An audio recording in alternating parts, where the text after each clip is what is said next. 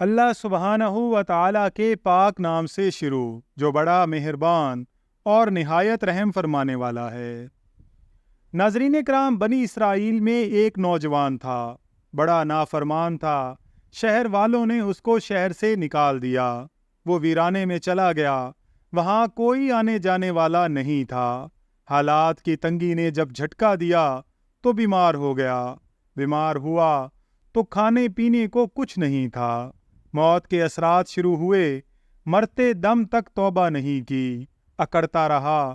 جب موت کے اثرات نظر آئے تو اب کہنے لگا کہ اے اللہ، ساری زندگی کٹ گئی تیری نافرمانی میں، اب موت دیکھ رہا ہوں، سامنے ہے، لیکن مجھے بتا کہ کیا مجھے عذاب دینے سے تیرا ملک زیادہ ہو جائے گا، اور کیا معاف کرنے سے تیرا ملک تھوڑا ہو جائے گا؟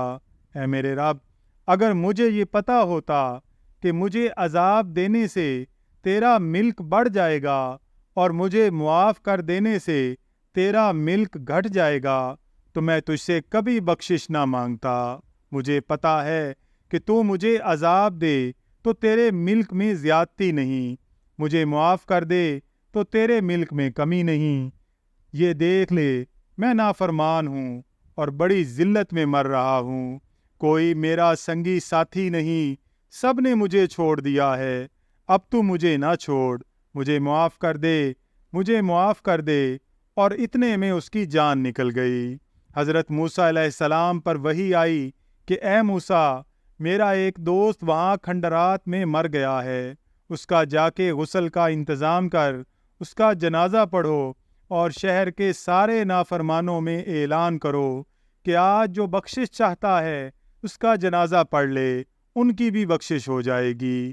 جب موسیٰ علیہ السلام نے اعلان کیا تو لوگ بھاگے ہوئے آئے، آ کے دیکھا تو وہی شرابی اور جواری تھا، تو انہوں نے کہا کہ اے موسیٰ، یہ تو وہ ہے جس کو ہم نے نکال دیا تھا، اور آپ کا رب کہہ رہا ہے کہ جس کو بخشش چاہیے اس کا جنازہ پڑھ لے۔ اللہ کی بارگاہ میں جب عرض کی تو اللہ پاک نے فرمایا کہ یہ ایسا ہی تھا جیسے یہ لوگ بتا رہے ہیں، لیکن جب یہ مرنے لگا میں نے اس کو دیکھا کہ ذلیل ہو کر مر رہا ہے، تنہائی میں مر رہا ہے، کوئی دوست نہیں، کوئی رشتہ دار نہیں۔ ایسی بے بسی میں جب اس نے مجھے پکارا کہ اے اللہ، سب نے مجھے چھوڑ دیا، اب تو مجھے نہ چھوڑ، تو میری رحمت کو اور میری محبت کو جوش آیا کہ جب سب اسے چھوڑ چکے ہیں تو میں اپنے بندے کو نہیں چھوڑوں گا۔ اے موسیٰ، وہ کم ظرف نکلا، صرف اپنی بخشش مانگی۔ میری عزت کی قسم، اگر آج پوری دنیا کے انسانوں کی بخشش مانگتا تو میں سب کو معاف فرما دیتا۔ ناظرین کرام، ویڈیو پسند آئی ہو تو اس کا اظہار کمنٹس میں ضرور کیجیے گا۔